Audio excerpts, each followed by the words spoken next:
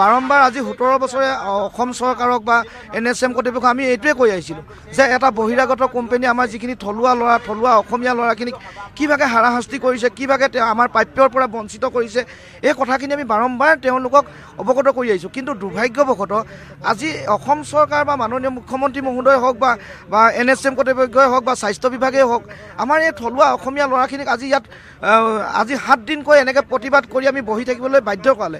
কিন্তু ইয়াতকৈ আৰু অসমৰ মানে গোটেই আমাৰ অসমীয়া থলুৱা ল'ৰাৰ বাহিৰে আমাৰ থলুৱা অসমীয়াৰ বাবে ইয়াতকৈ আৰু দুৰ্ভাগ্যজনক একো কথা নাই। গতিকে মাননীয় মুখ্যমন্ত্ৰী মহোদয়ক আমি ইয়াৰ পৰাই আহ্বান জনাইছোঁ, আপুনি এই বিষয়টোৰ ওপৰত অকণমান চকু দিয়ক। আমাৰ যিখিনি প্ৰাপ্য আছে, আমাৰ যিখিনি সুবিধা পাবলগীয়া, জীৱিকাৰ কথাই ক'লে।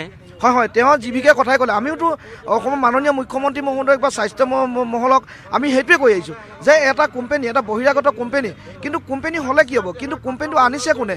কোম্পানীটোতো আনিছে অসম চৰকাৰে।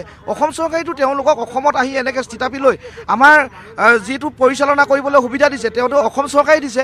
গতিকে গোটেই বিষয়টো অসম চৰকাৰে আমি কি বিচাৰিছোঁ? আমি বিচাৰিছোঁ যে অসম চৰকাৰে তেওঁলোকক এই কোম্পানীটোক অকণমান নাকি লগাওক। যিখিনি অন্যায় কৰিছে, যিখিনি আমাক প্ৰাপ্যৰ পৰা বঞ্চিত কৰি আছে, আমিতো সেইটোৱে বিচাৰিছোঁ, আমিতো বেলেগ একো বিচৰা নাই।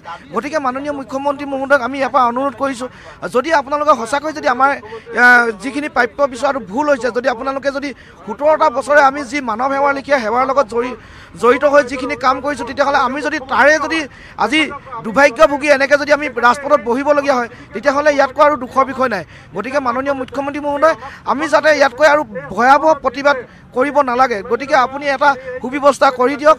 আমি যাতে ইয়াতকৈ ভয়াৱহ পৰিস্থিতিলৈ যাব নালাগে, তাৰ সুব্যৱস্থা কৰি দিয়ক।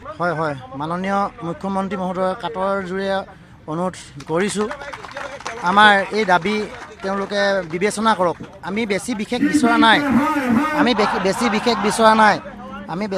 বিচৰা নাই, মাত্ৰ আমাৰ ঘৰখন ভালকৈ আমি এজন মানুহ হিচাপে, এজন ভাৰতবৰ্ষৰ এখন অসমৰ নাগৰিক হিচাপে চলিব পৰাকৈ, আজিৰ মূল্যবৃদ্ধিৰ লগত খাপ খুৱাব পৰাকৈ আমি এটা প্ৰাপ্য তেওঁলোকৰ পৰা বিচাৰিছোঁ। আৰু যিহেতু মাননীয় মুখ্যমন্ত্ৰী মহোদয়ে কৈছে যে আমাৰ ইয়াত কোনো হেৰি নাই, আমি জীৱিকা দি দিছোঁ, কোম্পানীৰ মানুহ কোম্পানীয়ে আন্দোলন কৰিব। হয়, আমি কোম্পানীৰ হৈ আন্দোলন কৰিছোঁ, কিন্তু আমি স্বাস্থ্য বিভাগ আৰু মাননীয় মুখ্যমন্ত্ৰীক আমি কাটৰভাৱে অনুৰোধ জনাই আহিছোঁ।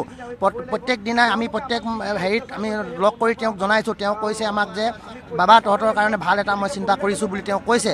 কিন্তু মহোদয়লৈ এটা অনুৰোধ, তেওঁ আমাৰ এই ভাল লগা হেৰিটো আপুনি হেৰি কৰক। লগতে আমাৰ জীৱিকাই যিটো কোম্পানী, এই কোম্পানীটোৱে যি ধৰণে আমাক 17 বছৰ আমাৰ থলুৱা কৰ্মচাৰীক যি সময় বঞ্চিত কৰি 8 ঘণ্টা য'ত ডিউটি, তেওঁলোকে আমাক 12 ঘণ্টা ডিউটি কৰোৱাই আজি 17 বছৰে যিমানখিনি আমাক হাৰাশাস্তি কৰিলে, শ্ৰম আইন ভংগ কৰি তেওঁলোকে আমাক নীতি বহিৰ্ভূতভাৱে আমাক হাৰাশাস্তি ডিউটি কৰোৱালে।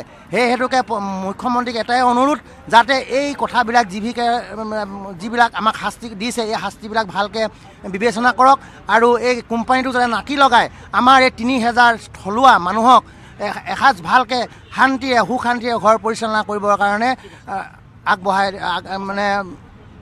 প্ৰস্তাৱটো দিছোঁ ছাৰক। ছাৰে এইটো যাতে আমাৰ সকলোৱে 3000 মানুহৰ মুখলৈ চাই আমাৰ অনুৰোধ যেন ৰক্ষা কৰিব বুলি আমি আশাবাদী।